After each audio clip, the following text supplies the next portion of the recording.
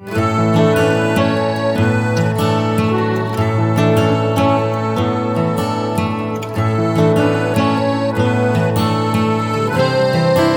kedua, karena ada firman nubuatan tentang adanya batasan jumlah orang percaya yang diselamatkan di akhir zaman, termasuk menjadi penutup khotbah saya.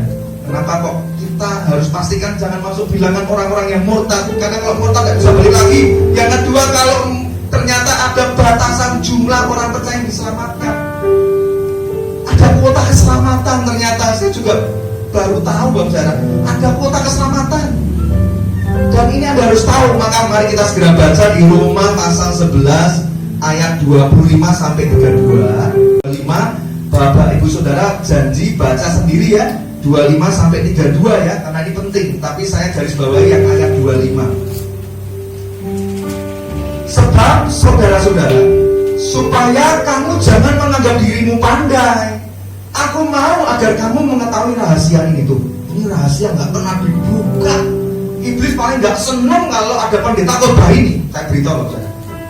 Karena iblis pengennya apa? Orang percaya itu sebanyak mungkin, suam-suam buku dibiarkan terus. Udah kamu datang gereja terus, ke GPD Margomulyo, wis gak kok terus, datang terus beribadah terus. Padahal iblis tahu dia itu datang dengan kondisi hati yang separuh doang, masih terbelenggu dosa, masih terbelenggu butuh, masih cinta dosa, dibiarkan terus sama iblis. Karena ujung-ujungnya akan dimurtadkan dan dibinasakan. Jangan menganggap dirimu pandai, aku mau kamu mengetahui rahasia ini. Nah, ini sebagian dari Israel telah menjadi tegar, sampai jumlah yang penuh dari bangsa-bangsa lain telah masuk.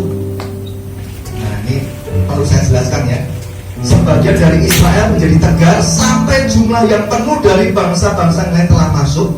Kalau Anda pengen jelas, baca langsung sampai ayat 32.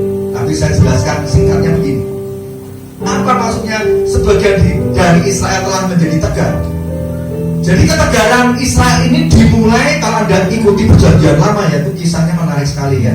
Israel itu hati yang tegar tengkuk, dibebaskan dari perbudakan Mesir. Anda tahu ya.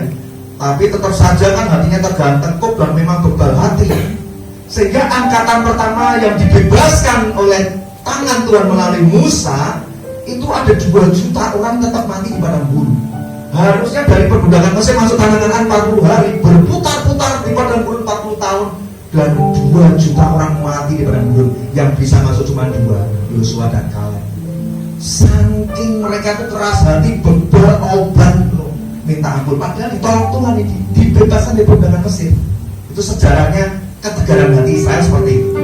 Kemudian bangsa Israel di angkatan generasinya Yosua dan Kaleb ternyata bertobat sungguh-sungguh. Enggak, itu memang dasar kutu keturunan bebal itu terus mengikuti dari zaman demi zaman, kakek nenek sampai ke generasi selanjutnya. Dan mereka itu sampai harus menerima hukuman Allah, dikuasai oleh Babilonia, maka mengalami pembuangan di Babel. Ingat ya, Israel dibuang ke Babel. Dan di masa pembuangan Babel itu, bangsa Israel paling banyak mengalami penderitaan, kesulitan, kesedihan. Kenapa? Karena mereka kehilangan keluarga, karena kehilangan tanah air mereka, kehilangan bait Allah dirobohkan oleh bangsa Babel, kehilangan pengharapan kalau mereka itu umat pilihan Allah. Jadi di Babel itu mereka mengeram dengan banyak penderitaan, kesedihan.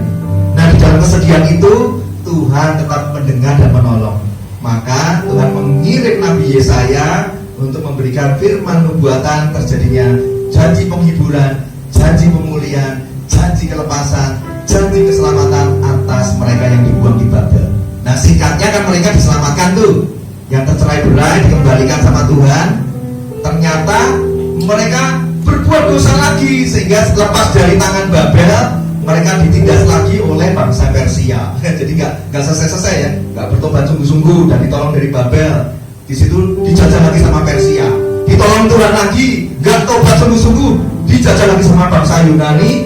Begitu lagi, terakhir dijajah sama bangsa Romawi. Itu sudah zamannya Yesus. Kedatangan Yesus itu kondisi Israel dijajah Romawi. Itu ribuan tahun yang lalu, bayangin. Dalam penjajahan terus itu Israel itu, karena ketegaran hatinya. Kurang lebih sejarahnya seperti itu. Jadi Israel itu sampai detik ini, Bapak Saudara, kalau Anda pergi ke Israel, suka lihat tembok ratapan ya, yang tinggal secuil itu. Mereka suka berdoa sambil kepalanya begini. Kenapa? Mereka berseru berharap datangnya Mesias.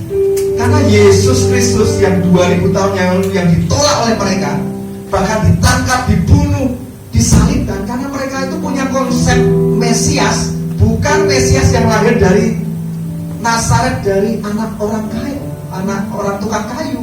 Konsep mereka Mesias itu harus gagah, harus raja. Karena mereka mengalami penjajahan yang ribuan tahun, jadi dia berharap Mesias itu raja atas bangsa Yahudi yang akan memimpin mereka mengalami kemerdekaan. Nanti ya, makanya mereka itu gak pernah bisa percaya Yesus adalah Mesias, karena paham mereka adalah Mesias politik. Tapi Tuhan tetap sayang ya, tahun 1948 Israel jadi negara merdeka. Tapi apakah iman percaya pada Yesus ada? Masih sangat sedikit dari orang Israel yang bisa percaya Yesus adalah Tuhan. Kebanyakan mereka hanya percayanya ya satu Allah, Allah Yahweh, itu aja. Maka dia masih berseru kapan Mesias datang. Nah, karena ketegaran ini, nanti kalau Anda baca ya di Roma 11, Injil jadinya diberitakan ke bangsa-bangsa non-Yahudi, dibawa oleh Rasul Paulus, dibawa ke Asia Kecil, dibawa ke Syria, dibawa ke Makedonia, dibawa ke Eropa, dilanjutkan oleh para misionaris sampailah ke Indonesia, dibawa sama TBC sampailah ke Tanjung Kait, begitu ya. Jadi Injil diberitakan karena Israel tegar hati menolak Injil keselamatan, menolak Mesias Yesus Kristus. Udah mengerti ya arti ayat yang sebagian dari Israel itu tegar hati sampai terpenuhi jumlah orang yang diselamatkan dari bangsa-bangsa